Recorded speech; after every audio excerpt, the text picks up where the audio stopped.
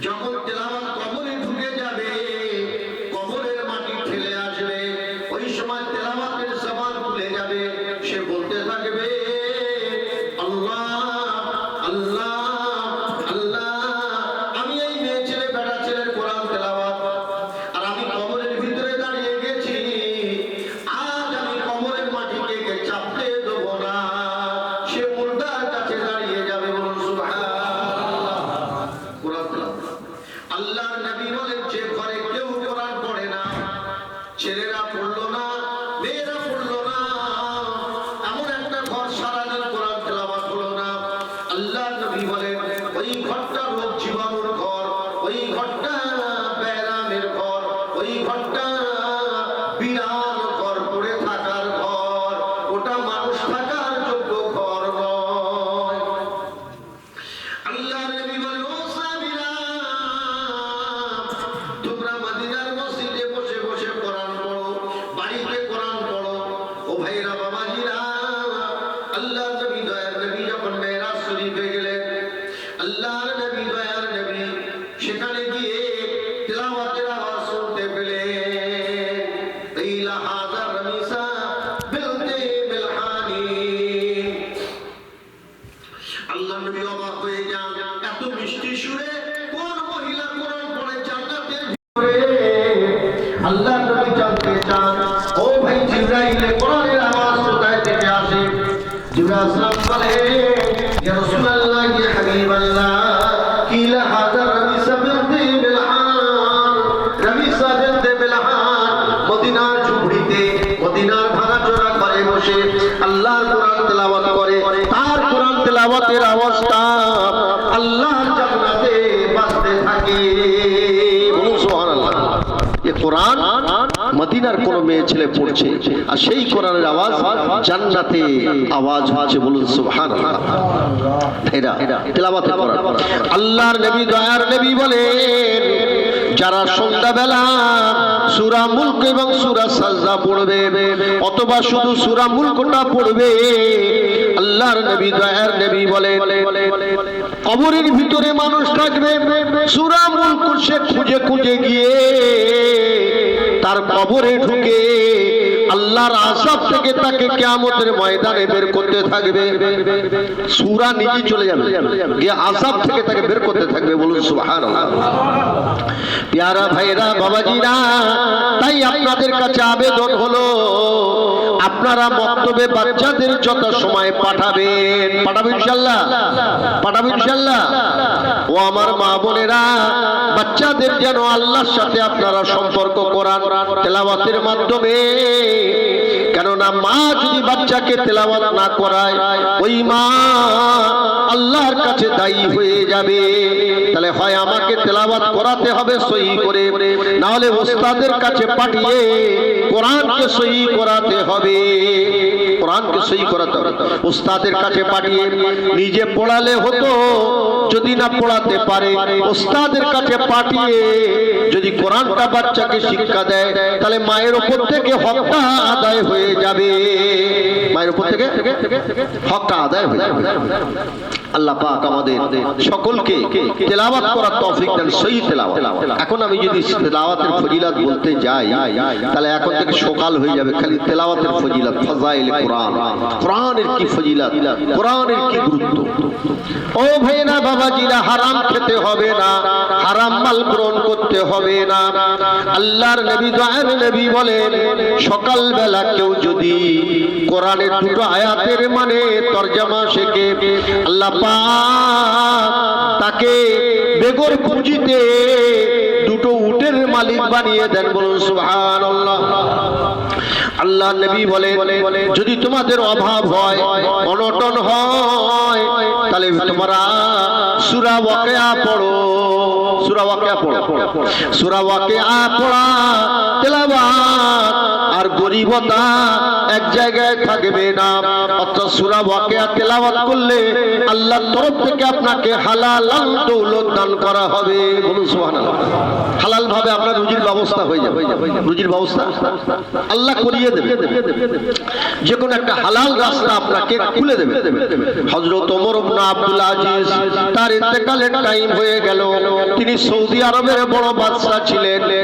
তো তার বন্ধু বান্ধব আত্মীয় স্বজনরা বললেন, হুজুর আপনি সৌদি আরবের প্রধানমন্ত্রী। সৌদি আরব কত বড়? পুরো আমাদের ভারতবর্ষের মতন এত বড় একটা দেশ। কোন দেশ? সৌদি আরব, মক্কা মদিনার যে দেশ। তো বলেন এত বড় দেশের আপনি বাদশা, তা আপনি কিছু টাকা পয়সা ছেলে মেয়ের জন্য রেখে যান, তারা বসে বসে খাবে। আর আপনার আগে রাজা বাদশারা অনেক টাকা রেখে যেত, আর আপনি কিছু রেখে যাচ্ছেন না। কথা বোঝা গেল? সেই সময় ওমর আব্দুল আজিজ কেঁদে ফেলেছিলেন। তিনি বলেছিলেন, ও আমার দেশবাসীরা, আমার ছেলে মেয়েকে আমি আল্লাহর কোরআনে সূরা ওয়াকিয়া মুখস্থ করিয়ে দিয়েছি, তাদের শিখিয়ে দিয়েছি। তারা সূরা ওয়াকিয়া পড়ে, তাদের রুজির চিন্তা করতে হবে না, আমাকে কোনো ধন দৌলত রেখে যেতে হবে না, আল্লাহই তাদের সমস্ত দৌলতের ব্যবস্থা করে দেবেন। বলুন সুবহানাল্লাহ। তাহলে তেলাওয়াতের ভিতরে ধন দৌলত আছে, টাকা পয়সা, যেটা আমাদের বেশি দরকার ভাই। আগে টাকা পয়সা দেখেনি কোথায় কি আছে, ধন দৌলত কোথায়, মালমাত্তা আগে দরকার কি। তো এর ভিতরে দৌলত আছে, কি আছে? দৌলত আছে। এখন আমি যদি ওয়াকিয়া বলি, স্বামী কাজে চলে গেছে, স্ত্রী কোরআন পড়ছে, বাস আল্লাহ তাকে দৌলত দিয়েছে। এইভাবে প্রচুর ওয়াকিয়া রয়েছে তেলাওয়াতের উপরে। তাই আমরা তেলাওয়াতকে সহি করি, বড়রা এবং ছোটরা সবাই আমরা সহি করবো ইনশাআল্লাহ। আপনারা বড়রা ইমাম সাহেবের কাছে একটা করে ক্লাস করুন, হ্যাঁ। আর যদি মনে করেন আরো কোনো ভালো পড়নেওয়ালার কাছে কেউ শিখতে পারবে, অসুবিধা নেই। আর এখানে মসজিদের ইমাম সাহেব পার্মানেন্ট থাকে, তার কাছে শিখবো। এবার আমি 10টা ছেলে শিখি, 100 টাকা করে মাসে মাইনে দেবো, সপ্তাহে 2 দিন করে পড়বো। কদিন? 2 দিন। কতক্ষণ পড়বো? 8 ঘন্টা 30 মিনিট। আপনার খরচ সহি হয়ে যাবে। তো সপ্তাহে যদি 8 ঘন্টা করে 2 দিন দিই, তাহলে 4 ঘন্টা মোট আপনি খরচা করবেন। সপ্তাহে কত খরচা করবেন? 4 ঘন্টা, প্রতিদিন 24 ঘন্টা। 7 দিয়ে গুণ দিন, 24 কে 7 দিয়ে গুণ দিলে কত হচ্ছে? দেখি অঙ্কে মাথা ভালো কালো। 7 দিয়ে 24 কে গুণ দিন চট করে। মোবাইল ফোন কত ঘন্টা হলো? কত ঘন্টা? 24 কে 7 দিয়ে গুণ দিন একটু করে। 118। মাশাআল্লাহ, 118 ঘন্টা। সপ্তাহে 118 ঘন্টা। তো 118 ঘন্টার মধ্যে আপনি 4 ঘন্টা সময় দেবেন। কত ঘন্টা? হ্যাঁ, 168 ঘন্টা। সুবহানাল্লাহ। কত? 4 ঘন্টা বাদ দিলে কত থাকে? 164 ঘন্টা থাকবে। 4 ঘন্টা আপনি খরচা করবেন কিছু কোরআনের পিছনে, পারবো ইনশাআল্লাহ? এই 4 ঘন্টা খরচা করবেন তো পুরো বুড়ো বয়স পর্যন্ত আপনার খরচা করতে হচ্ছে না। আপনি একটা বছর 4 ঘন্টা করে সপ্তাহে দেবেন, ব্যাস দেখবেন আপনার কোরআন সহি হয়ে গেছে। কি হয়েছে? সহি হয়েছে। আপনি যখন কোরআন তেলাওয়াত করবেন, আপনি কার সাথে কথা বলছেন? আপনি তো আমার আল্লাহর সাথে কথা বলছেন। আল্লাহর চিঠি, তো আল্লাহর সাথে বন্ধুত্ব করার চিঠি হলো কোরআন। সেই কোরআনের সাথে আপনার সম্পর্ক হলো। সুবহানাল্লাহ বিহামদিহি। 4 ঘন্টা পাচ্ছেন না, 2 ঘন্টা খরচা করুন সপ্তাহে। 2 দিন বললাম, 1 দিন করে। 1 দিন সময় দেবেন কত? 8 ঘন্টা।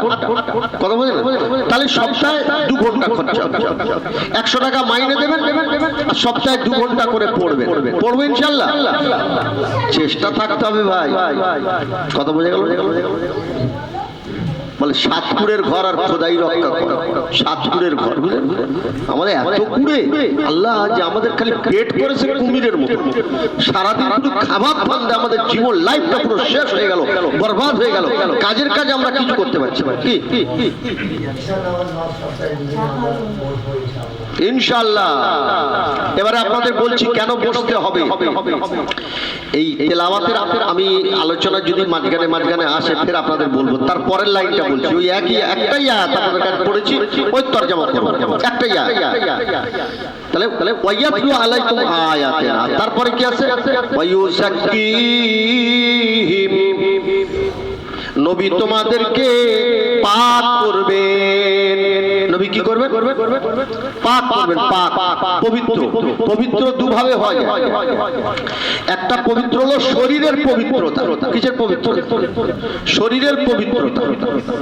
শরীরের পবিত্রতা হলো যে আমরা পেচ্ছাপ করলে পানি নেবো, পায়খানা করলে পানি ব্যবহার করব, আমরা ফরজ গোসল করব, নামাজ পড়ার আগে আমাদের উজু না থাকলে উজু করতে হয়। এভাবে আমাদের শরীর পরীক্ষা পাক হয়ে গেল। কিন্তু শরীর পাকের সাথে সাথে আমাদের আরেকটা আছে, আমাদের রূহ পাক করতে হবে। এখানে পাক মানে এখানে যেটা বলা হয়েছে পাক মানে এটা হলো রূহের কথা বলা হয়েছে। কিসের কথা? রূহের। তার মানে কোরআন শরীফে আল্লাহ বলছেন ইন্নী খালিকুম বাশারাম মিন তিনিন ফাইজা সাওয়াইতুহু ওয়া নাফাখতু ফীহি মির রূহি। আল্লাহ কোরআনে বলে যে আমি তোমাদেরকে দেহ তৈরি করেছি। কি তৈরি করেছি? মাটি দিয়ে, মিন তিন, মাটি দিয়ে তোমাদের দেহটাকে তৈরি করেছি। মাটির একটা পুতুল তৈরি করে তার ভিতরে নাফাখতু ফীহি মির রূহি, রূহ ছেড়ে কি ছেড়ে দিয়েছে? রূহ। তাহলে কটা জিনিস হলো আমাদের দেহের মধ্যে? একটা হলো দেহ আর একটা হলো রূহ। দেহটা হলো অস্থায়ী, দেহটা হলো পচনশীল, দেহ হচ্ছে ক্ষণস্থায়ী, দেহ একটা পচা জিনিস, একে আমরা ধরে রেখেছি পচা জিনিস। যদি রূহ যতক্ষণ থাকবে ততক্ষণ দেহের বল, আর রূহটা বের হয়ে গেলে তুমি মৌলানা হও, পীর সাহেব হও, আর তুমি এমএলএ হও, এমপি হও, যেই হও, ব্যাস সব শেষ। দেহ কি হয়ে যাবে? পচন চালু হয়ে যাবে। ধরুন আমি মারা গেছি, আপনারা বলবেন লাশটাকে আমরা আর কবর দেবো না, গ্রামে রেখে দেবো। গ্রামের লোক না কেউ টিকতে পারবে না, গন্ধের জ্বালায়, হ্যাঁ। যতদিন রূহ আছে ততদিন ফ্রেশ, সবাই মুসাফা করছে, কত মহব্বত করছে। আপনাদের এখানে আসতে দেরি হলো, একটু মোল্লাপাড়ায় ওয়াজ ছিল, তো সে বেচারা আসছে, ও আসছে, সব মুসাফা করছে, দেরি হয়ে গেল। কি বুঝলেন না? তাই বললাম ভাই ওখানে এশার নামাজ হয়ে গেছে, লোক বসে আছে, আর ঠান্ডার সময় অল্প কিছু বলে দোয়া করে দেবো। তো পেয়ারা ভাইরা, তাহলে দেহটা অস্থায়ী, দেহটা কি অস্থায়ী, দেহটা পচা জিনিস, ক্ষণস্থায়ী, এ বেশি দিন চলবে না, এ অল্প দিনের মধ্যে দেহ শেষ হয়ে যাবে। জানলা দুই একটা একটু ঢুকু, মানে অনেক লোক আছে তো অক্সিজেন আসে, ব্যাস একটু অল্প অল্প করে। তো এবারে আমরা সারাদিন কাজ করি, সারাদিন ভালো করে শুনবেন, সারাদিন কাজ করি কিসের চিন্তা ভাই? শুধু শরীরকে নিয়ে ব্যস্ত থাকি। শরীরের ওষুধ পানি, উচ্ছে বেগুন পটল মূলো, গরু ছাগল হাঁস মুরগি খেতে হবে, আপেল কলা নাশপাতি ডালিম সব খালি গতরে ঢালছি। কিসে? শরীরও সুস্থ রাখার দরকার, কিন্তু একটাই ফেকের আমাদের শরীর। ঘর বাড়ি থাকতে হবে, ঘর বাড়ি বানাতে হবে, এই জমি জায়গার দরকার, তা হালাল হোক আর হারাম হোক, যে যাতে চলে আসে। কি শরীরটাকে আমাদের বানাতে হবে, কিন্তু শরীরটা অস্থায়ী, শরীরটা আর রূহটা স্থায়ী। তো ইন্দ্রিয় শক্তি যেটা আছে, ইন্দ্রিয় প্রায় 10টা কম বেশি, আর তার সাথে একটা আছে মন। কি আছে? ইন্দ্রিয়। শরীরের টান হলো খালি ইন্দ্রিয় শক্তি, এর হচ্ছে লোভ, লালসা, ক্রোধ, হিংসা, বিদ্বেষ, হ্যাঁ, এসব বিভিন্ন দিক মিলিয়ে 10টা আছে। এ খালি খাই খাই খাই খাই করে, শরীর চায়। আর আরেকটা আছে মন। আমার মন যেটা চাই, আমার মন বিড়ি খেতে চাচ্ছে, বিড়ি খেতে। আল্লাহ কি চাচ্ছে? আমরা বিড়ি খাই। এবার আল্লাহ চায় বিড়ি খাই, আমার মন চাচ্ছে গাঁজা খাবো, গাঁজা খেয়ে নিলাম। কিন্তু আল্লাহ কি চায়? যে আমার বান্দা গাঁজা খা। আল্লাহ কেন আমার বান্দারা এত ভালো গাঁজা খাবে কেন? মন চাচ্ছে মদ খাবো, মদ। আজ মদ খানে কা রাত হয়, চলো আজকে আমরা মদ খাবো। কিন্তু আল্লাহ কি চায়? ওরা মদ খা। আল্লাহ বলে তোরা আখের শরবত খা, তোরা কমলা লেবু মোসাম্বির রস খা, তোদের কত ভালো ভালো খাবার দিয়েছি, তোরা মদ খাবি কেন? ইন্নামাল খামরু ওয়াল মাইসিরু ওয়াল আনসাবু রিজকুম মিন আমালি শয়তান। এই সব শয়তানের কাজ, আর এগুলো হারাম। এটা কি? মদ খাওয়া কি শয়তানের কাজ, এ তোমরা করো না। এটা হলো শরীরের চাহিদা। শরীরের চাহিদা তো মদ খাবো, গাঁজা খাবো, সুদ খাবো, হারাম খাবো, জমি হুড়াবো। ধরুন একটা লোক ঘর বাঁধবে, আমাদের এখানে এখন মুর্শিদাবাদ একটা লোক হলো 2 কাঠা জমি কিনে ঘর বাঁধছে। শরীরের চাহিদা হলো চল আমরা 12 জন যাবো, গিয়ে হামলা চালাবো, ঘর বন্ধ করো। কেন? বল 2 লাখ টাকা দিবি আমাদের। আমাদের 2 লাখ টাকা দিবি, আমরা 12 জন এসে গেছি, আর যদি না দিস তোর কর্ম, আর তুই কোথায় একটা সুযোগ করতে পারবি। এটা কিসের চাহিদা? এটা শরীরের চাহিদা। আর রূহ বলছে ক্ষমতা, তুই কি সর্বনাশ করতেছিস, তোর তো 60 বছরে তো শেষ, কবরে গিয়ে পুরো খেয়ে নেবে, আর তোর রূহ তো থাকবে, তোর উপর তো আযাব হবে, রূহ আবাদান জিন্দেগি থাকবে। আল্লাহর নবী পাক করতে এসেছেন, এই পাক করতে এসেছেন। এবার রূহের খোরাক আর শরীরের খোরাক বোঝাচ্ছি আপনাদের, ভালো করে বুঝুন, কথা বলবেন না কেউ, কেন আমি অল্প সময় অনেক বেশি কথা বলবো আর আপনাদের বোঝাবার চেষ্টা করবো।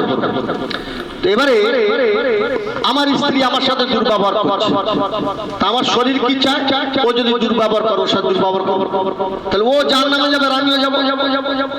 আর রূহ চাচ্ছে না, ও দুর্ব্যবহার করেছে, তুমি দুর্ব্যবহার করো, তুমি ভালো ব্যবহার। এটা রুহের খোরাক, বোঝা গেল? এবারে আপনার কেউ আমাকে গাল দিল, তাহলে আমার ইচ্ছা কি যাবে, আরে হাম কি তুমসে হাম কমই হ্যায়, হ্যাঁ হাম কিসে কম নেই, তুমি গাল আমি গাল দেবো, তুই মারলে আমি মারবো। এটা হলো শরীরের খোরাক। কিসের খোরাক? সে গাল দিল, আমি গাল দিই, ও গাল দেবো, জাহান্নামী হয়ে গেল, ওর গুনাহ কাবিরা হলো। ও যদি নামাজ পড়ো সব ফের আমাকে দিয়ে দিতে হবে, গাল দেওয়া এমন হারাম। এটা হলো শরীরের খোরাক, কথা বুঝে গেল? আর রুহের খোরাক এটা না। তো নবী পাক করতে এসেছে, নবী বলেনি যে মদ হারাম, বলেছে না বলেনি? বলেছে। সুদ হারাম, নবী বলেনি? বলে দিয়েছেন। এবারে হচ্ছে আত্মীয়তা বিচ্ছেদ, আত্মীয়তা বিচ্ছেদ, এটা হারাম। আত্মীয়তা বিচ্ছেদ করা এটা হারাম, গুনাহ কাবীরা। এবং আল্লাহ পাক বলছেন, ফাকাল আল্লাহু তাআলা ওয়াসালাকে ওয়াসালতুকে ওমান কাতাকে কাতাতুকে। আত্মীয়তা, আত্মীয়তা, এই আত্মীয়তা একটা দেহ হয়ে আল্লাহর সামনে এসে দাঁড়ালো। আত্মীয়তার সম্বন্ধ, আত্মীয়তার বন্ধন, এই আত্মীয়তার বন্ধন, আত্মীয়তার সম্পর্ক একটা দেহ হয়ে আল্লাহর সামনে দাঁড়ালো। দাঁড়িয়ে বলছে, আল্লাহ আমি আত্মীয়তার বন্ধন, কিন্তু আমাকে তো এরা রাখবে না, এরা ভেঙে দেবে, এরা আমাকে ক্ষতি করে দেবে, এরা আমাকে ছেদ করবে। তো আপনি আমার বাঁচার রাস্তা করে দিন, আপনি একটা বাঁচার ব্যবস্থা করে দিন।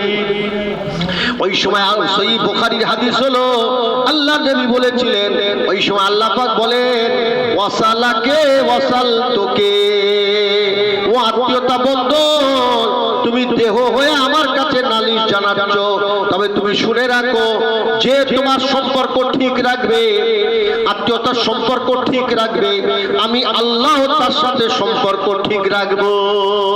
বলুন সুবহানাল্লাহ। তাহলে শ্বশুর সম্পর্ক ভালো রাখলো না, আমি জামাই সম্পর্ক ভালো রাখলাম, আল্লাহ আমার সাথে থেকে যাবে, শ্বশুর আর থাকবেন না। কথা বোঝা গেল?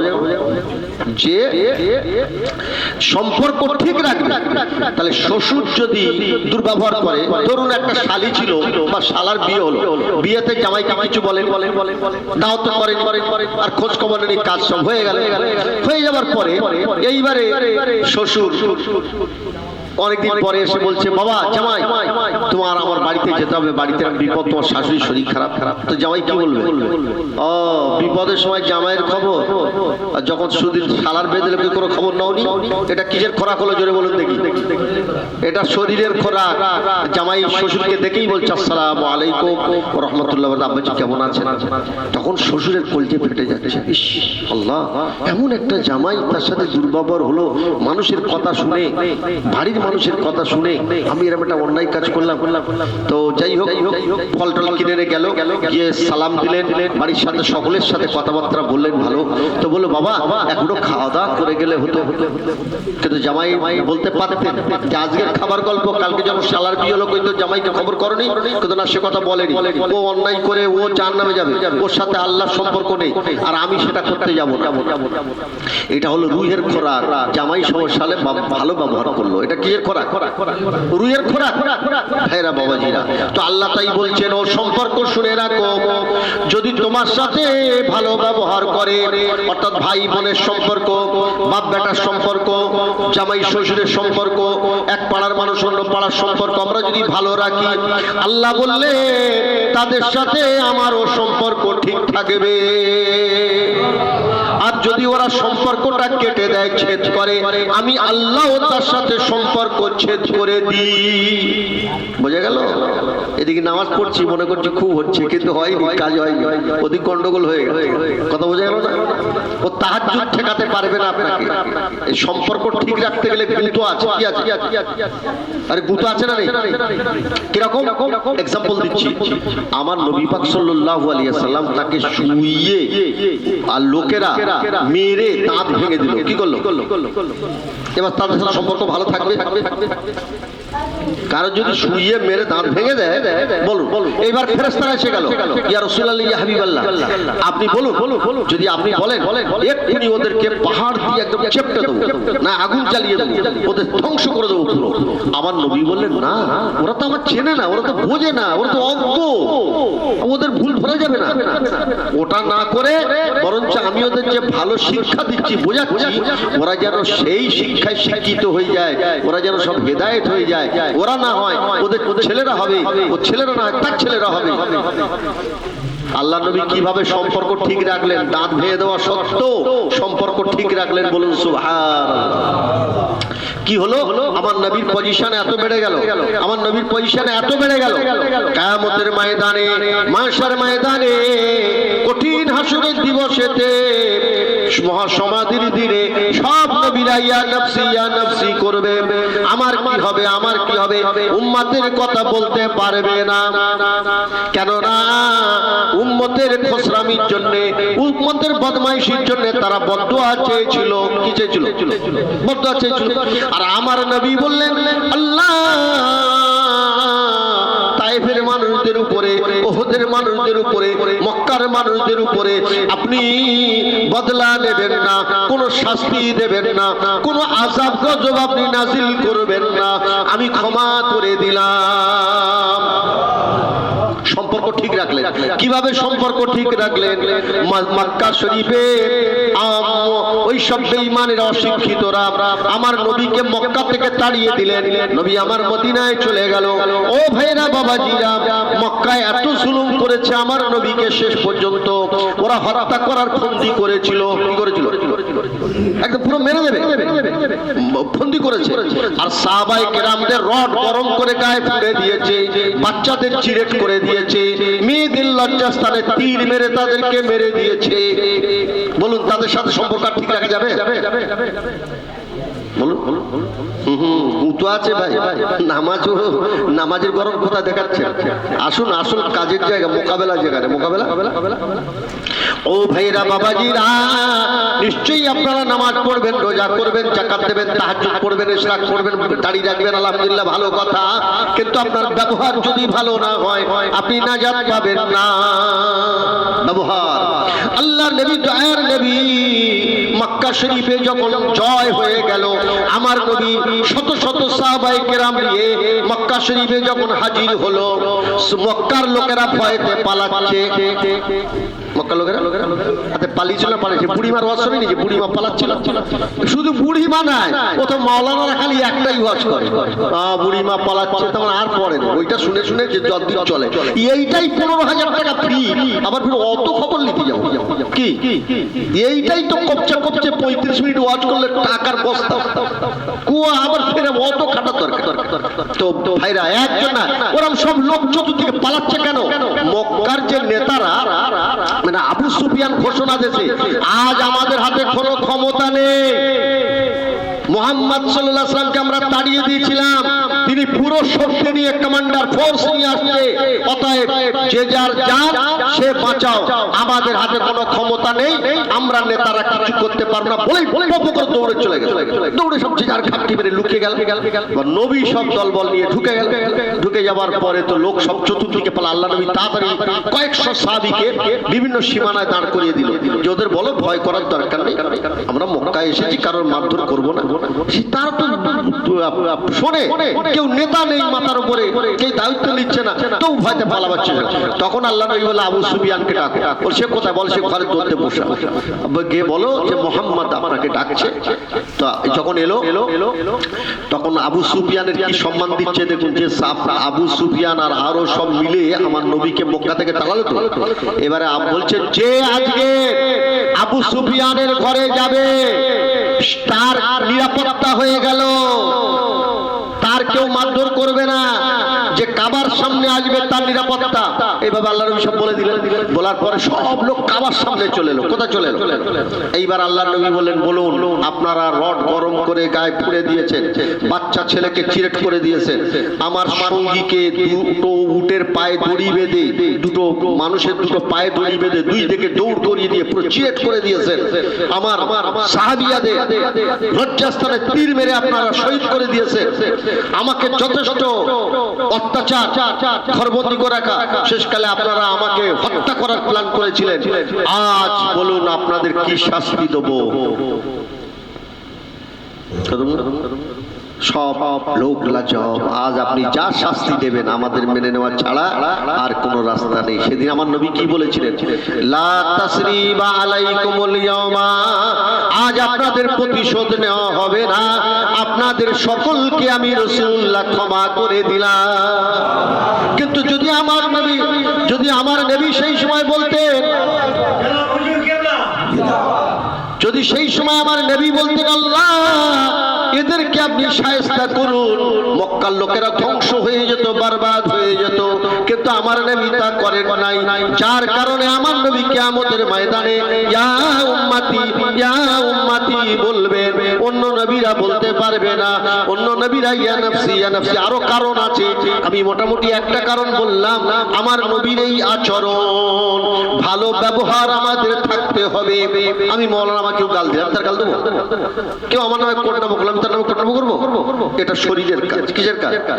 আর ওর থেকে বাঁচাটাই হলো রুহের কাজ। কিসের কাজ? কেউ হারাম খাচ্ছে, কেউ হারামকে চারতলা বাড়ি বানিয়ে, আমি হারামকে চারতলা বাড়ি বানাবো কি? না না, এটা হলো শরীরের কাজ। ও ঘর পড়ে থাকবে, আমার দেহ পচে যাবে, আর রূহ তো থাকবে। কথা বোঝা গেল? তো এই রিপুকে, এই ইন্দ্রিয় শক্তিকে মানে আপনাকে সংযমে আনতে হবে, কন্ট্রোল করতে হবে, ব্রেক করতে হবে, তবে শরীর পাক হবে। তবে শরীর পাক হবে। উজু করলে শুধু পাক হয়ে যাবে না, উজু করাটা পাক, ফরজ গোসল একটা পাক, কিন্তু আসল যদি রুহের দিক থেকে শরীর না পাক হয় তাহলে সব পাক বেকার, সব পাক বেকার। আসল পাক হলো রুহের পাক, সেদিকে আল্লাহর নবী এসেছিলেন পবিত্র বানাতে। এখন এর বিস্তারিত ব্যাখ্যায় যাচ্ছি না, এটা অনেক বড় আলোচনা। পাক পবিত্র এটা হলো আমাদের পীরানের তরিকার যে সিলসিলা, এই সিলসিলার পীর মোর্শেদ ধরে মানুষকে রূহ পাক করা হয়। কি করা ভাই? রূহ পাক করা হয়। আমাদের দেখনি আপনার ওই কিছুদিন আগে সাইফুদ্দিন বলে একটা লোককে জয়নগরে মার্ডার করে দিলেন। আচ্ছা, কারা ধরা পড়েছে? মুসলমান। ওরা কিসের কাজ করে? রুহের কাজ না গতরের কাজ? শরীরের কাজ। এবার কিছু মুসলমান দেখে গিয়ে আমার মুসলমানদের ঘরগুলো জ্বালিয়ে দেয়। কিসের কাজ হলো? আচ্ছা, ওদের সাথে আল্লাহর সম্পর্ক আছে কেন? আল্লাহর সম্পর্ক নেই কেন বলুন দেখি? আমার ওয়াজ বুঝতে পারছে না, খালি আওয়াজ হচ্ছে। না না না, আমি আগে ওয়াজ করছি কি, যদি সম্পর্ক আল্লাহ বললেন তোমরা যদি সম্পর্ক ঠিক রাখো তাহলে আমিও সম্পর্ক ঠিক রাখবো, আর তোমরা যদি সম্পর্ক কেটে দাও তাহলে আমিও সম্পর্ক কেটে দেবো। তাহলে ওই ঘর জ্বালানি পার্টিদের সাথে আল্লাহর সম্পর্ক আছে? এটা সহিহ বুখারীর হাদিস, এটা সহিহ বুখারী হাদিস। কথা বোঝা গেল? আর এই একটা নয়, হাজারো জায়গায় মুসলমানকে মার্ডার করছে, আর মুসলমানের ঘর জ্বালাচ্ছে, আর ওরা ঘরে গিয়ে আল্লাহ আল্লাহ করবে। আল্লাহ বল তোর সাথে আমার তো লাইন নেই, কানেকশনই নেই। কি ফাকাল আল্লাহ তাআলা ওয়াসালাকে ওয়াসালতুকে কাতাতাকে কাতাতুকে, তুই যদি সম্পর্ক কেটে দিস আমি তোর সাথে সম্পর্ক কেটে দিই। ওদের গায়ে বাঁধলো না, ওরা মুসলমান হয়ে আর মানুষের ঘর জ্বালাচ্ছে। আর যারা মার্ডার করলো তাদের গায়ে বাঁধলো না যে আমরা একটা লোককে মার্ডার করতে এসে নামাজ পড়তে যাচ্ছে। কি এটা? কি এগুলো হলো ওদের সাথে আল্লাহর সম্পর্ক রইল না। কেন? কেন ওদের সাথে আল্লাহ সম্পর্ক রইল না কেন? ওদের শরীর নাপাক হয়ে গেছে, ওরা রূহকে খারাপ করে ফেলেছে। কোনটা খারাপ করে দেবে? রূহকে খারাপ করে ফেলেছে। বোঝাতে পারলাম? এই হলো রূহ আর দেহ। অর্থাৎ আমরা সকাল, এবারে একটা অন্য কথা বলি, আমরা সকাল থেকে সত্যি করে বুকে হাতে একবার চিন্তা করতো যে সকাল থেকে আর সেই জায়গা থেকে আর ঘুমানো পর্যন্ত আমরা একবার রূহের কথা মনে করি, খালি কদরের করে।